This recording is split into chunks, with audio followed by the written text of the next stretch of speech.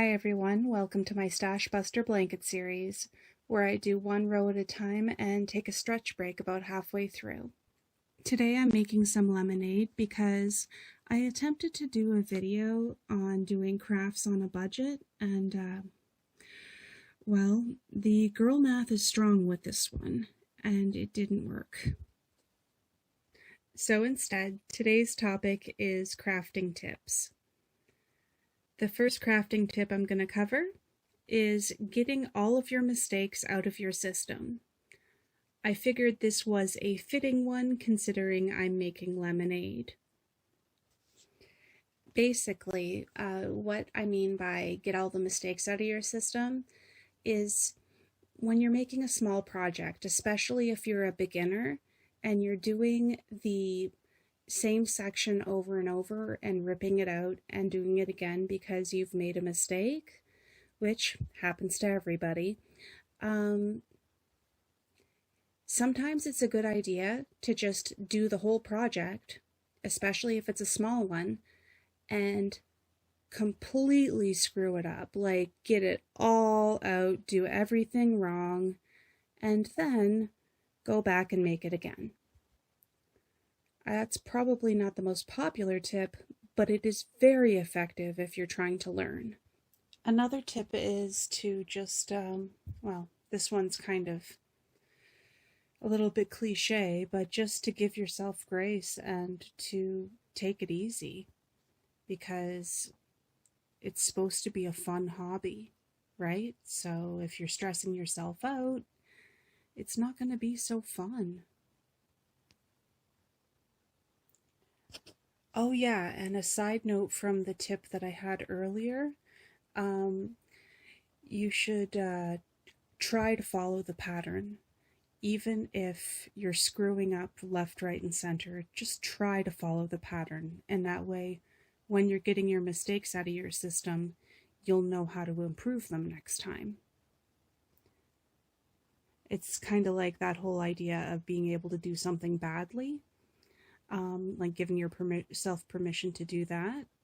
But when people say that, they don't mean do it as horrible as you can and be ridiculously horrible at it, unless that's your goal, in which case, you know, that could be amusing in some sort of way. I don't know, if you're making some sort of comedic YouTube video or something, that could be fun, but otherwise, you get what I'm saying.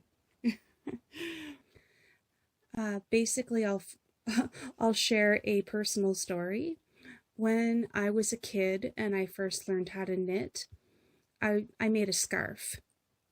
Just a basic garter stitch scarf.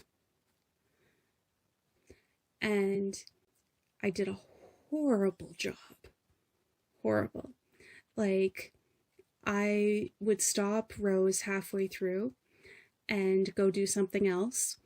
And I would come back and I would forget which way I was going with the row. So I would head in the wrong direction, and then I would head back and do a full row and all sorts of mistakes like that. And I just did the whole thing. And it was not a very pretty scarf, I'll tell you that. But when I was done, I really understood which way you were going with knitting and what happened if you went back and forth without fully completing the row. Spoiler alert, it's very similar to buttonholes.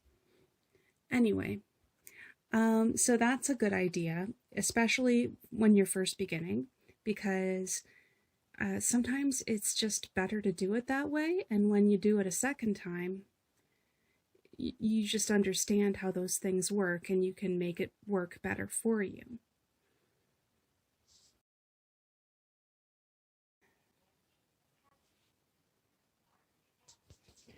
This next one is a shameless plug for my stretch break. I think it's a really good idea to not ignore the health of your hands. I mean, I'm not a doctor and this is not medical advice, it's just pure common sense. It's just a good idea to give your hands a break, stretch them, get up, walk around, that kind of stuff. And obviously, if you want more detailed things about how to keep your hands healthy, consult a medical professional. But just the common sense of an ounce of prevention is worth a pound of cure is definitely worth, you know, heeding if you're a new knitter or crocheter. Another tip you could say is to use free patterns when you're first starting out. There's some really excellent ones online from fellow creators and also from the big yarn companies. And they're an excellent way to start out and learn how to do things like follow a pattern. And the reason I would suggest free patterns, especially when you're just starting out, is you're not even sure if you're going to be, diving into this hobby and going to be enjoying it and keeping up with it over time and such. Also, a lot of the patterns that are given out by the yarn companies, they're pretty good. And if you think about it, they're trying to sell a product, so they're going to give you patterns that work with their product. Some of the most classic beginner projects that are very, very forgiving are things like slippers, washcloths, and scarves. The great thing about having a forgiving pattern is even if it doesn't turn out perfectly, especially for something like a washcloth or a dishcloth, for example, let's say you're just starting out and that's the first project you ever do, even if it doesn't turn out perfectly, it'll still wash your dishes. And it might even be a conversation piece. Another thing I hear a lot of, and it makes sense in one way, but it doesn't make sense in another way, is telling people who are just starting to worry about their gauge and which hooks and needles they use. I mean, it's a good idea in one way, and in another way, it is not. So, let me explain. It's a good idea because it's, best practices when you start to get into, less forgiving patterns. And it's not a good idea because when you're first starting out, you're going to have an inconsistent gauge. It's just going to happen. And so because of that, and because you're probably going to be using very forgiving patterns, I wouldn't recommend getting a huge needle set and all the bells and whistles.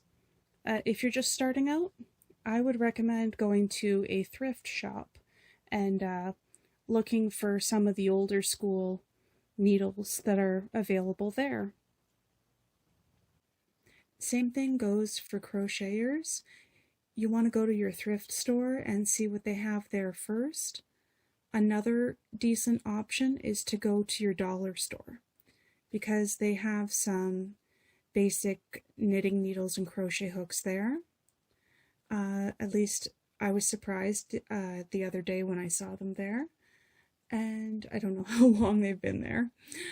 Another option is to go to another type of big box store that sells that kind of stuff, and they usually have some, you can buy individual sizes or a very basic beginner set. Sometimes they even have a little kid set. Those work just fine. Another tip I would say is to have a hard copy of your pattern. That means to have it printed out or to copy it out by hand. And the reason I would say this is because, there's two things. One, websites change all the time. And two, it's much easier if you're doing a pattern to just put a little mark beside the pattern row that you're on like say it repeats every X number of rows, and you want to make sure that you don't do the wrong row at the wrong time, it makes it so much easier to just put a little pencil mark beside the row you're on, so you're not you know, messing up. It's also good to just have you just write things on the pattern or write it out longhand. It's a good way to just keep it so you know any adjustments you made. And now a short musical break.